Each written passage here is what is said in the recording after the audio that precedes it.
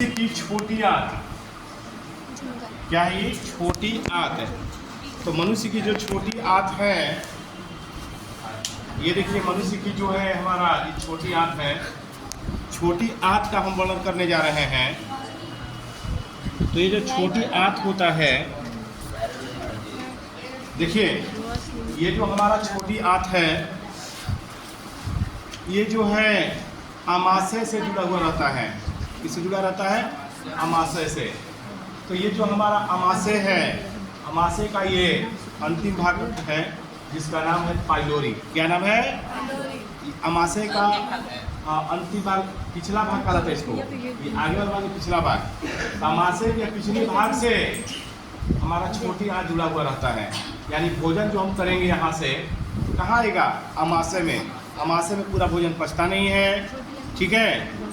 अब अमाशय से ये पिछला भाग से, यानी ये आगे वाला भाग, ये पीछे वाला भाग, तो आगे वाला भाग को कहते हैं, आगे वाला जो भाग है वह है, बीच वाला भाग कुंडिका कहलाता है, कुंडिका, और पाइलोरी पोडिएट। तो ये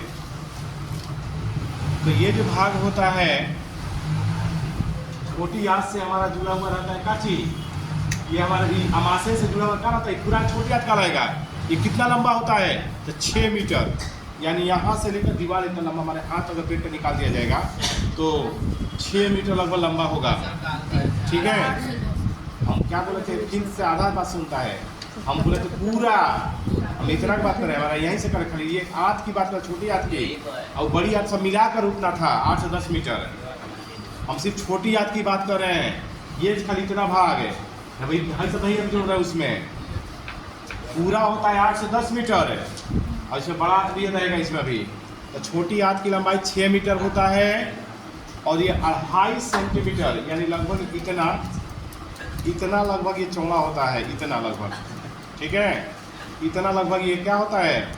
आंत की ये चौड़ाई होता है, देखिए, यानी 2.5 सेंटीमीटर। सुनिए, तो इसका जो अगला पहला भाग होता है, छोटी आंत का पहला भाग ग्रहणी कहलाता है, बीच वाला भाग जेजुनम कहलाता है, और अंतिम भाग का कहलाता है इलियम। क्या कहलाता है? अंतिम भाग जो है इलियम कहलाता है। और ये जो इलियम से है, सुनिए, ये जो इलियम से ही, इलियम जो होता है किससे जुड़ा रहता है? बड़ी आंत से। कहाँ से जुड़ा रहता है बच्चों? बड़ी आंत से, ठीक है। तो भोजन कहाँ जाता है? पहले अमाशय से छोटी आंत में। और छोटी आंत का जो ये भाग जो ग्रहणी देख रहे हैं कैसा होता है? सी आकार का। कैसा होता है? छोटी आंत का जो ग्रहणी वाला भाग है वो कैसा होता है?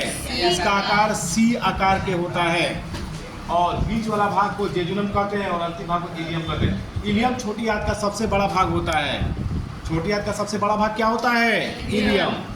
और बीच वाला भाग को जेजुनम, और पहला भाग को क्या कहते हैं? ग्रहणी कहते हैं, ठीक है। और ये छोटी आंत किससे जुड़ा रहता है? बड़ी आंत से, ठीक है। और बड़ी आंत से जब ये जुड़ा रहता है तो भोजन जब इसमें जाता है ना, जब इसमें भोजन रहता है तो इसको काइम कहते हैं, यानी पूरा भोजन पचा नहीं रहता है अभी। और जब ये छोटी आंत से बड़ी आंत में जब चला जाता है, पूरा पच जाता है, इसको कहते हैं चाइल। क्या कहते हैं? चाइल कहते हैं। और ये बड़ी आंत से भोजन हमारे शरीर से बाहर निकल जाता है पचकर, ठीक है।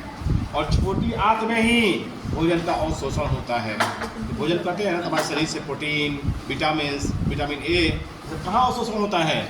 छोटी आंत में। मान लीजिए हम कोई भी चीज़ खाएंगे तो जाएगा, यहाँ से पचेगा, पच कहाँ जाएगा? यहाँ पे जाकर शरीर उस जो खाएंगे चीज़ उसमें क्या चीज़ मौजूद है। जैसे मछली खा लिया तो मछली में विटामिन ए है, विटामिन ए सोख लेगा कौन? हमारी छोटी आंत, और पूरे बॉडी को पहुँचा देगा, ठीक है। सेव है, उसमें विटामिन ए पाया जाता है। ये सब छोटी आंत क्या करेगा? उसको सोख लेगा, सोख के पूरे बॉडी में पहुँचाएगा, ठीक है। इस तरह से नींबू का रसा पिएगा तो विटामिन सी होता है, ठीक है। तो विटामिन सी कहाँ से सूखेगा? इस छोटी आंत में ही सूखेगा और पूरे बॉडी में पहुँचा देगा। तो इस तरह से हमारी छोटी आंत की बनावट होता है। फिर से छोटी आंत की लंबाई कितनी होती है? 6 मीटर होती है, चौड़ाई 2.5 सेंटीमीटर होती है, ठीक है। और छोटी और अमाशय के पिछला भाग पाइलोरिक से ही छोटी आंत जुड़ा रहता है। इसके जो सी आकार वाला भाग होता है उसको ग्रहणी कहते हैं।